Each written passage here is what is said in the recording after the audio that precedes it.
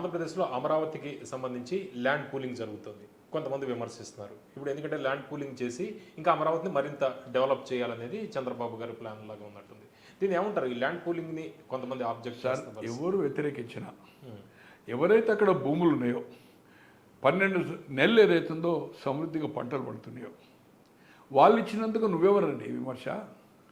రేపు 30-40 ఏళ్ళు ఆయన ఉంటాడా, ఆయన కొడుకుంటాడా, మనమడు వస్తాడా, ఎవరి సంగతి ఇంకెవరైనా కానీ ఫ్యూచర్ పాయింట్ ఆఫ్ వ్యూలో సార్ ఈరోజు జిఎంఆర్ ల్యాండ్ ఎక్వైరీ చేసినప్పుడు అంత ఎందుకు అన్నారు అన్నదా? ఇలా హైటెక్ అయిన తర్వాత ఈ ప్రాంతం ఓఆర్ అన్ని రాజశేఖర రెడ్డి గారు డిఫరెంట్ చేసిండు ఆయన టైంలో. ఈరోజు హైదరాబాద్ ఈజ్ ద టోటల్ ఇండియాలో, బెంగళూరు ఉండే అనుకోండి, ఈరోజు ఇప్పటికీ ఎఫర్టబుల్ ఉంది, రీచబుల్ ఉంది. ఇలా మెడికల్ పాయింట్ ఆఫ్ వ్యూలో కానీ, ఎడ్యుకేషన్ పాయింట్ ఆఫ్ వ్యూలో కానీ, లా అండ్ ఆర్డర్ కానీ, లేబర్ ఇష్యూలో కానీ ఎఫర్టబుల్ ఉంది. ఐటీ ఎఫర్టబుల్ ఉంది.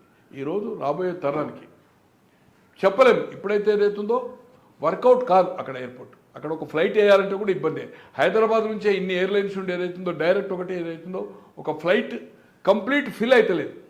బాంబేకో ఢిల్లీకో పోవాలి ఎయిర్ ఇండియాకి సంబంధించిన ఎగ్జాంపుల్. అక్కడ నుంచి బయలుదేరి కొంచెం 10-20 ఉంటుంది. అట్లే ఎమిరేట్స్ అనుకోండి, అయితే దుబాయ్ పోవాలి. దుబాయ్ పోయినకనే ఇంకా 4 ప్లేసెస్కి వెళ్ళి వచ్చి ఫుల్ అవుతుంది ఫ్లైట్. ఈ లోకల్గా పోయేది ప్రయాణం చేసే దుబాయ్ వరకు, దుబాయ్ నుంచి డిఫరెంట్ పోతారు. అమెరికా పోయే వాళ్ళు 10-20 ఉంటారు. ఒక ఫ్లైట్ కంప్లీట్ అమెరికాకు ఇక్కడ నుంచి హైదరాబాద్ చేయాలంటే ఇప్పటి వరకు ఫిల్ అవుతలేదు. అటు ఆంధ్రకి ఎక్కడ ఛాన్సే లేదు. కానీ రేపు రాబోయే రోజుల్లో సార్ ఇలా బస్సుల కంటే ట్రైన్ల కంటే కూడా ఎయిర్పోర్ట్స్ రద్దీ అయినాయి. మొదలు టికెట్ బుక్ చేసుకుంటే నీ ట్రైన్ టికెట్ కంటే బస్ ట్రావెల్ కంటే చీప్ వస్తున్నది. కాంపిటేటివ్ అయిపోయింది 3 నెలలు 4 నెలల ముందు ప్రోగ్రామ్ చేసుకుంటే. సో రాబోయే రోజుల్లో అవసరం కనుక ఇంటర్నేషనల్ ఎయిర్పోర్ట్ కూడా ఏదైతుందో ఇప్పుడు అక్కడ గన్నవరంలో ఛాన్స్ లేదు. ఇదే రాజధాని ప్లేస్లో ఏదైతే ఉంటే ఇంకా దాని హైప్ క్రియేట్ డిఫరెంట్ అవుతుంది కదా. అక్కడ సారవటాల్సి వస్తున్నాయి, ఐటీ కంపెనీస్ వస్తున్నాయి. ఫ్లైట్ దిగుతూనే ఏదైతుందో 10 నిమిషాలనే రీచ్ అవుతాడు కదా. 10 మినిట్స్లో హోటల్ ఉంటాడు కదా, 10 మినిట్స్లో ఆఫీసులో ఉంటాడు కదా. సో ఇది మంచి నిర్ణయము. ఇంకా ఎంక్వైరీ చేయడం. ఈ 33,000 ఎంతో చేశారు కదా, ఇంకా 10,000 ఎంతో చేస్తున్నారు. నేను అనుకుంటా 10-15,000 ఎయిర్పోర్ట్ అనేది నేను మనం ఒక 5-6 రోజుల కింద చూశాను. But is a good decision. ఎవరు వ్యతిరేకించినా భూములు ఇచ్చే వాళ్ళని జబర్దస్త్ చేస్తలేరు కదా, వాళ్ళని కన్విన్స్ చేసే కదా ల్యాండ్ పూలింగ్. ఇప్పుడు ఎవరైతే ఇచ్చారో సేమ్ వాళ్ళకి ఇంకా కొంత ఉంది, ఇంకా వేరే వాళ్ళు కూడా ఇస్తారు. కళ్ళు అంటే జగన్మోహన్ రెడ్డి గారు సీఎం అయ్యాక వీళ్ళు నష్టపోయారు కదా, కొంతమంది రైతులు నష్టపోయారు. రేపు ఈ ల్యాండ్ పూలింగ్ జరిగాక అటువంటి ప్రమాదం ఉండదంటారా భవిష్యత్తులో? ఇక మీకు జగన్మోహన్ రెడ్డి గారు వస్తారా అనేది దాని ప్రస్తావన అవసరం లేదు. ఎవరు వచ్చినా రాజధాని 2వసారి ప్రధాని వచ్చిండు. నెక్స్ట్ కూడా ఖచ్చితంగా మోడీ ఉంటాడా లేదా వేరే సంగతి. కాంగ్రెస్ అనేది ఇప్పుడు 99 వచ్చినా ఇంకో 10-20 పెరగచ్చు. బట్ బీజేపీకి ఏదైతుందో అంత ఈజీ కాదు. కిచిడి ప్రభుత్వం ఉండదు, బీజేపీ ప్రభుత్వమే. 240 నుంచి 200 అయినా కూడా వాళ్ళ ప్రభుత్వమే ఉంటుంది, మిషన్ ప్రభుత్వం. కాంగ్రెస్ 110 మనం అనుకున్నాం మీ దాంట్లో 2లో 99 అంటే ట్రిపుల్ ఫిగర్ కాంగ్రెస్ రాదని. 2 సార్లు అయితే ప్రతిపక్ష హోదా రాలే.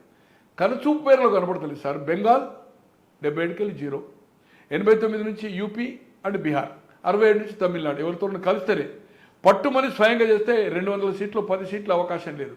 ఎక్కడి నుంచి వస్తుంది సార్? 200 ఎప్పుడు టచ్ కావాలి? 160 మీకు 2004లో కూడా 147 వచ్చి కమ్యూనిస్టులు 56, సిపిఎం ఫార్వర్డ్ బ్లాక్ కలిపి, మాయావతి 21, 39 సమాజ్వాదీ, 60 ప్లస్ 116 ఉంటేనే యూపీఏ ఫామ్ అయింది.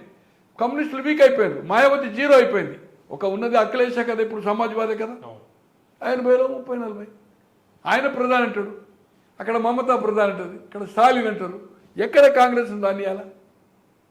It is not two easy. కనుక ఏదైతుందో ఖచ్చితంగా 2వసారి ప్రధాని వచ్చాడు. కొన్ని లక్షల కోట్ల రూపాయలు ఇన్వెస్ట్మెంట్ అయితే ఈ 3 ఏళ్ళలో సమృద్ధిగా అవుతుంది. దాన్ని చేంజ్ అనేది అవకాశమే లేదు. మళ్ళీ రాజధాని మల్లెక్కనో వైజాగ్ ఇంకక్కడ అనేది చట్టబద్ధంగా కూడా ఉంటుంది. చేసేస్తారు ఏదో సంథింగ్. ఈ 1.5-2 ఇయర్స్లో ఏదైతుందో దానికి ఒక చట్టబద్ధత చేస్తారు. లేకపోతే ఏదైతుందో రాష్ట్రపతి నుంచా ప్రధాని క్యాబినెట్ అదొకటి గెజెట్ అనేది ఒక రాజముద్ర అనేది ఖచ్చితంగా జరుగుతుంది. మార్పు అనేది క్వశ్చనే లేదు. ఈ 3 ఏళ్ల లోపల అంటే ఈ 4 ఏళ్ల లోపల ఇట్ షుడ్ బే పతాక స్థాయికి పోతుంది. క్వార్టర్స్ కానీ ఫుల్ మన అసెంబ్లీ కానీ కోర్టు కానీ ఇవన్నీ అవుతుందో పర్మనెంట్ బిల్డింగ్స్ అవుతాయి, రోడ్స్ అవుతాయి. ఏదైతుందో ఎయిర్పోర్ట్ వరకు కూడా స్టార్ట్ అయిపోతుంది, ఇంటర్నేషనల్ ఎయిర్పోర్ట్ వరకు కూడా before of election 5 years. 5 years కంటే ముందు ఎలక్షన్ జరగదు. యాంటీల్ అనేది జమ్లీ తప్పితే జర్లీ 6 నెలలు, సంవత్సరం, 4 సంవత్సరం, ఈ 3 ఏళ్ళ లోపల అవుతుంది. నో చేంజ్ ఆఫ్ రాజధాని.